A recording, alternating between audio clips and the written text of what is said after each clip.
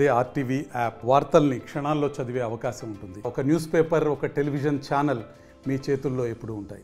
పెద్దిరెడ్డి రామచంద్ర భూ భాగవతం ఒకసారిగా రాష్ట్రంలో హల్చల్ చేస్తుంది. మనతో పాటు వైద్య ఆరోగ్య శాఖ మంత్రి సత్యకుమార్ గారు ఒకసారి అడిగి తెలుసుకున్నాం. సార్, ఏదైతే ప్రధానంగా రాష్ట్ర ప్రభుత్వం ఇప్పటికే ఆదేశాలు జారీ చేసినటువంటి పరిస్థితి, ఏదైతే పెద్దిరెడ్డి భారీ స్థాయి యొక్క భూ ఆక్రమణకు పాల్పడ్డారంటూ దీన్ని ఏ రకంగా చూడవచ్చు?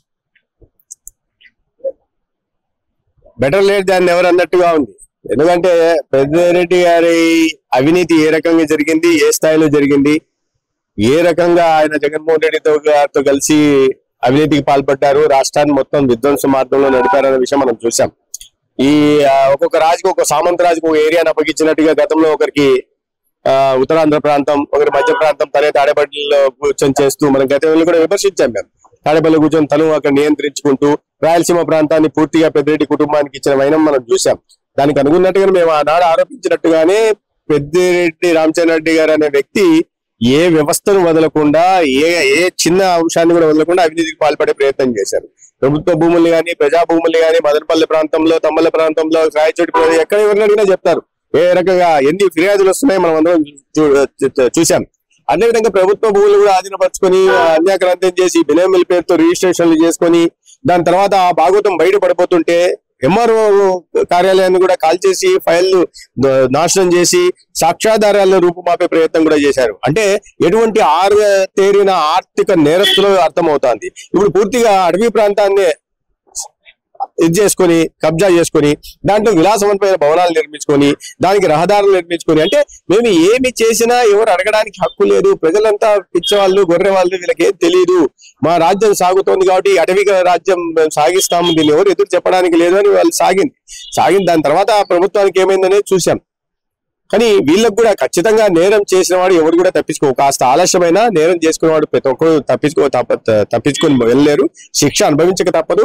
వాళ్ళ నాయకుడు ఏ రకంగానైతే ఇప్పుడు కోర్టులు చుట్టూ తిరుగుతూ గతంలో జైల్లో ఉండి బయటకు వచ్చారో, రాబోయే రోజుల్లో శిక్ష చేస్తుంటే ఆయనకు, తప్పు చేస్తుంటే ఆయనకు శిక్ష తప్పదు, వీళ్ళకు కూడా శిక్ష తప్పదు. ఒకసారి ఏదైతే అటవీ ప్రాంతంలో భూ ఆక్రమణ, అదే రకం ఫైల్ తగ్గు, ఈ రెండింటిని పరిణామం చేస్తే ఏ రకం భావించవచ్చు? ఏ రకంగా భావించడే ఉంది. వీళ్ళు ఒక వ్యవస్థీకృతమైన నేర సామ్రాజ్యాన్ని నిర్మించారనే విషయం అర్థమవుతోంది. అంటే నేరం చేసిన వాడు తెలియని ఆవేశంలో చేయడము, లేదా తెలిసి చేసినా కూడా ఇంత తెలివి ఉన్నవాడు కాదు కాబట్టి దొరికిపోయే అవకాశం ఉంది. వీళ్ళు ఎంత తెలివి మీరిన ఆర్థిక నేరస్తులు అంటే తప్పును చేస్తూ ఆ తప్పుని మళ్ళీ సాక్ష్యాలు లేకుండా చేసుకునే విధంగా నేరాలు చేసే ప్రయత్నం చేశారు. కాబట్టి అయితే ఇవి దొరకకుండా బయటికి పోవు.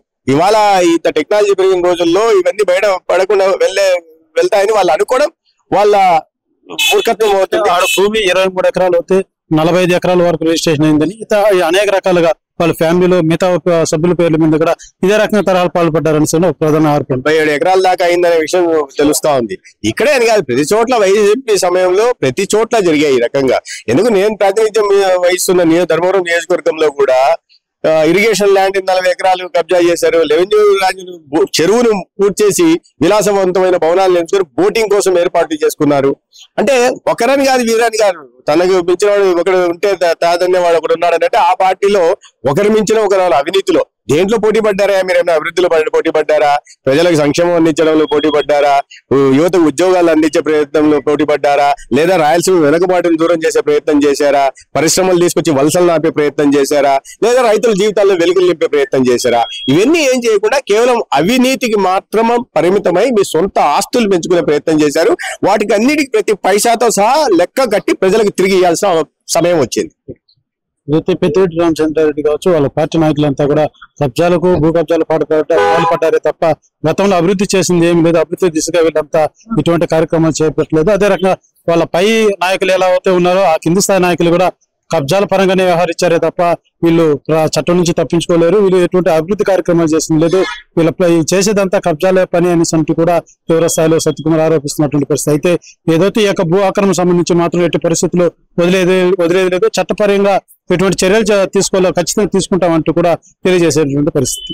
కెమెరా పర్సన్ కోటితో సురేష్, RTV తిరుపతి. మరిన్ని వీడియోస్ కోసం ఛానల్ ని సబ్స్క్రైబ్ చేయండి. లేటెస్ట్ అప్డేట్స్ కోసం వాట్సాప్ ఛానల్ ని ఫాలో అవ్వండి. ఆ లింక్ డిస్క్రిప్షన్ లో ఉంది.